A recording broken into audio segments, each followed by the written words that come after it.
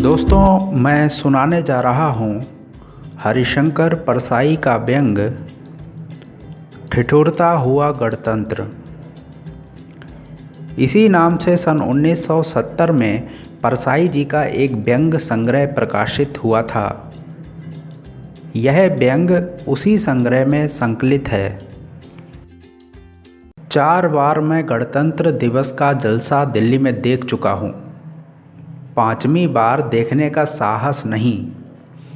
आखिर यह क्या बात है कि हर बार जब मैं गणतंत्र समारोह देखता तब मौसम बड़ा क्रूर रहता। 26 जनवरी के पहले ऊपर बर्फ़ पड़ जाती है, शीत लहर आती है, बादल छा जाते हैं, बूंदाबांदी होती है और सूर्य छिप जाता है। जैसे दिल्ली की अपनी अर्थनीति नहीं है, वैसे ही अपना मौसम भी नहीं है। अर्थनीति जैसे डॉलर, पाउंड, रुपया, अंतर्राष्ट्रीय मुद्रा कोष या भारत सहायता क्लब से तय होती है, वैसे ही दिल्ली का मौसम कश्मीर, सिक्किम, राजस्थान आदि तय करते हैं। इतना बेवकूफ़ भी नहीं हूँ कि मान लूँ जिस साल मैं समारोह देखता हूँ उसी साल ऐसा मौसम रहता है। हर साल देखने वाले बताते हैं कि हर गणतंत्र दिवस पर मौसम ऐसा ही धूपहीन ठिठुरने वाला होता है। आखिर बात क्या है? रहस्य क्या है? जब कांग्रेस टूटी नहीं थी तब मैंने एक कांग्रेस मंत्री से पूछा था कि यह क्या बात है कि हर गणतंत्र दिवस को सूर्य छिपा रहता है।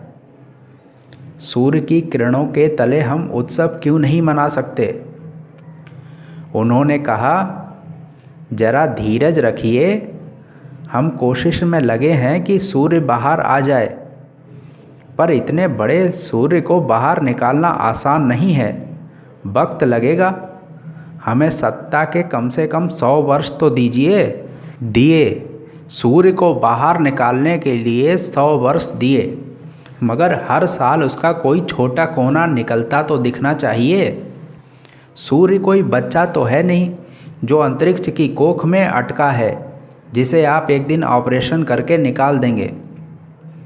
इधर जब कांग्रेस के 2 हिस्से हो गए तब मैंने एक इंडिकेटिव कांग्रेसी से पूछा। उसने कहा, हम हर बार सूर्य को बादलों से बाहर निकालने की कोशिश करते थे, पर हर बार सिंडिकेट वाले अड़ंगा डाल देते थे। अब हम वादा करते हैं कि अगले गणतंत्र दिवस पर सूर्य को निकाल कर बताएंगे। एक सिंडिकेटिव पास खड़ा सुन रहा था। वह बोल पड़ा, यह लेडी कम्युनिस्टों के चक्कर में आ गई है। वही उसे उकसा रहे हैं कि सूर्य को निकालो। उन्हें उम्मीद है बादलों के पीछे से उनका प्यारा लाल सूरज निकलेगा। हम कहते हैं कि सूर्य को निकालने की क्या ज़रूरत है? क्या बादलों को हटाने से काम नहीं चल सकता? मैं संसोपाई भाई से पूछता हूँ। वह कहता है, सूर्य गैर कांग्रेसवाद पर अमल कर रहा है। उसने डॉक्टर लोहिया के कहने से हमारा पार्टी फॉर्म भर दिया था। कांग्रेसी प्रधानमंत्री को सलामी लेते वह कैसे देख सकता है? किसी गैर कांग्रेसी को प्रधानमंत्री बना दो तो सूर्य क्या, उसके बच्चे भी निकल पड़ेंगे। जनसंघी भाई से भी मैंने पूछा। उसने साफ कहा, सूर्य सेकुलर होता तो इस सरकार की परेड में निकल आता। इस सरकार से आशा मत करो कि वह भगवान अंशुमाली को निकाल सकेगी। हमारे राज्य में ही सूर्य निकलेगा। साम्यवादी ने मुझसे साफ कहा, यह सब CIA का षड्यंत्र है। 7वें बेड़े से बादल दिल्ली भेजे जाते हैं। स्वतंत्र पार्टी के नेता ने कहा, रूस का पिछलग्गू बनने का और क्या नतीजा होगा? प्रसोपा के भाई ने अनमने ढंग से कहा, सवाल पेचीदा है। नेशनल काउंसिल की अगली बैठक में इसका फैसला होगा, तब बताऊंगा। राजा जी से मैं मिल ना सका।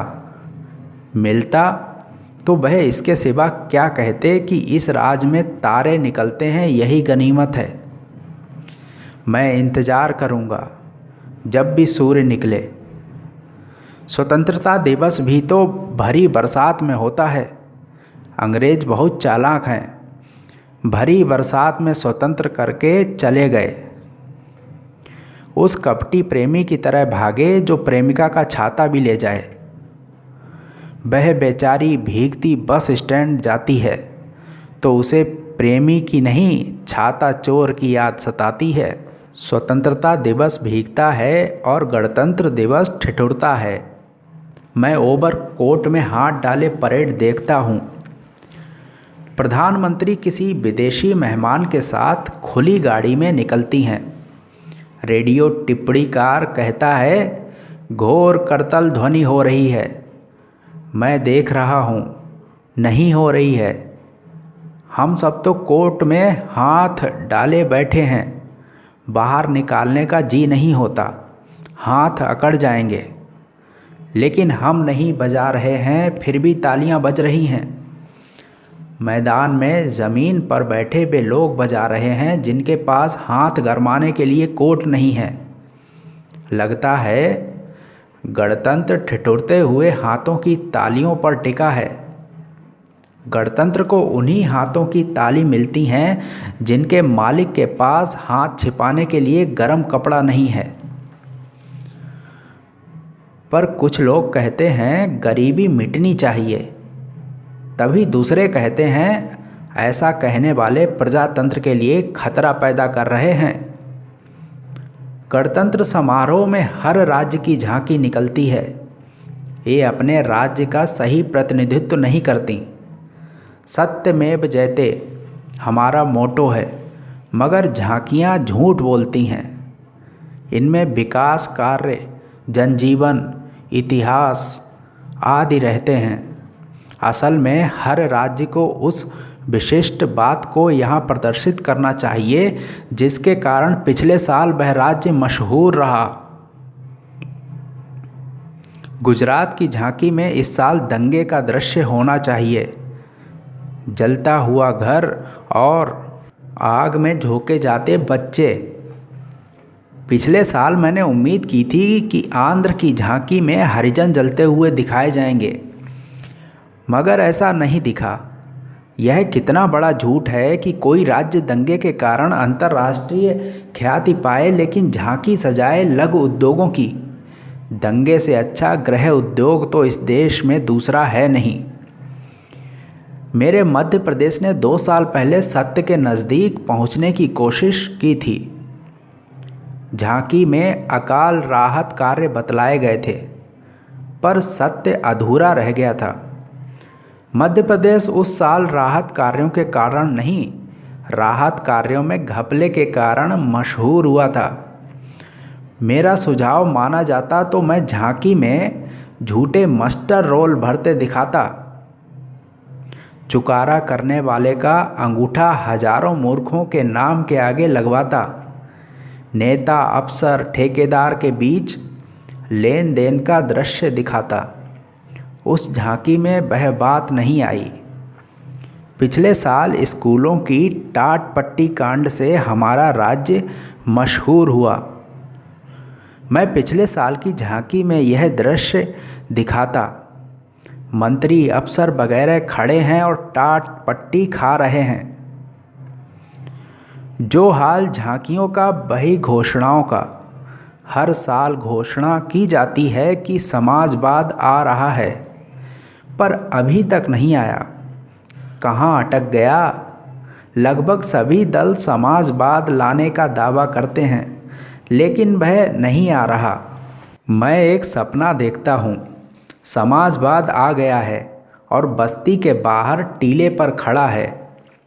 बस्ती के लोग आरती सजाकर उसका स्वागत करने के लिए तैयार खड़े हैं, पर टीले को घेरे खड़े हैं कई तरह के समाजवादी। उनमें से हर एक लोगों से कहकर आया है कि समाजवाद को हाथ पकड़कर मैं ही लाऊंगा। समाजवाद टीले से चिल्लाता है, मुझे बस्ती में ले चलो। मगर टीले को घेरे समाजवादी कहते हैं, पहले तय होगा कि कौन तेरा हाथ पकड़ कर ले जाएगा। समाजवाद की घेराबंदी कर रखी है। संसोपा प्रसोपा वाले जनतांत्रिक समाजवादी हैं, पीपुल्स डेमोक्रेसी वाले साम्यवादी हैं, दोनों तरह के कांग्रेसी हैं, सोशलिस्ट यूनिटी सेंटर वाले हैं, क्रांतिकारी समाजवादी हैं। हर एक समाजवाद का हाथ पकड़कर उसे बस्ती में ले जाकर लोगों से कहना चाहता है, लो मैं समाजवाद ले आया। समाजवाद परेशान है, उधर जनता भी परेशान है। समाजवाद आने को तैयार खड़ा है, मगर समाजवादियों में आपस में धौल धप्पा हो रहा है। समाजवाद एक तरफ उतरना चाहता है कि उस पर पत्थर पड़ने लगते हैं। खबरदार उधर से मत जाना। एक समाजवादी उसका हाथ पकड़ता है तो दूसरा हाथ पकड़कर उसे खींचता है। तब बाकी समाजवादी छीना झपटी करके हाथ छुड़ा देते हैं। लहू लुहान समाजवाद टीले पर खड़ा है। इस देश में जो जिसके लिए प्रतिबद्ध है वही उसे नष्ट कर रहा है। लेखकीय स्वतंत्रता के लिए प्रतिबद्ध लोग ही लेखक की स्वतंत्रता छीन रहे हैं। सहकारिता के लिए प्रतिबद्ध इस आंदोलन के लोग ही सहकारिता को नष्ट कर रहे हैं।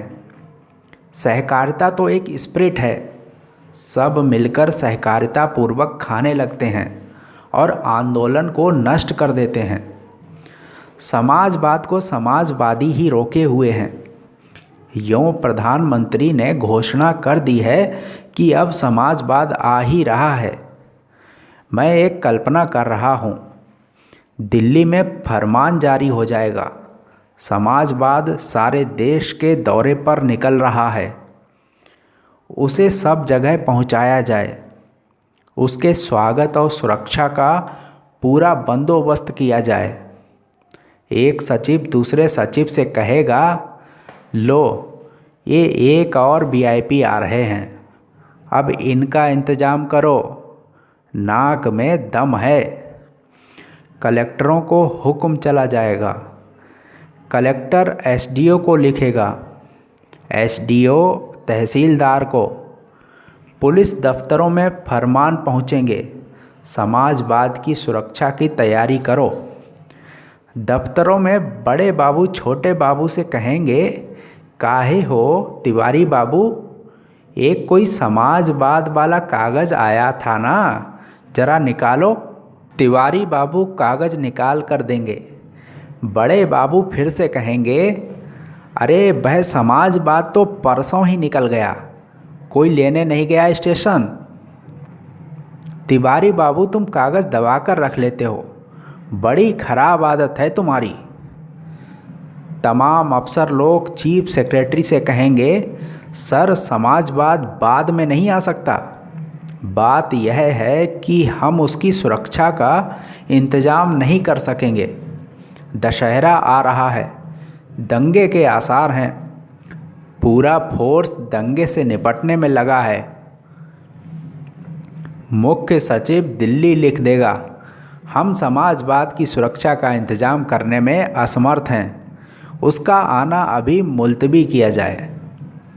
जिस शासन व्यवस्था में समाजवाद के आगमन के कागज़ दब जाएं और जो उसकी सुरक्षा की व्यवस्था ना करे, उसके भरोसे समाजवाद लाना है तो ले आओ, मुझे खास ऐतराज़ भी नहीं है। जनता के द्वारा ना आकर अगर समाजवाद दफ्तरों के द्वारा आ गया तो एक ऐतिहासिक घटना हो जाएगी।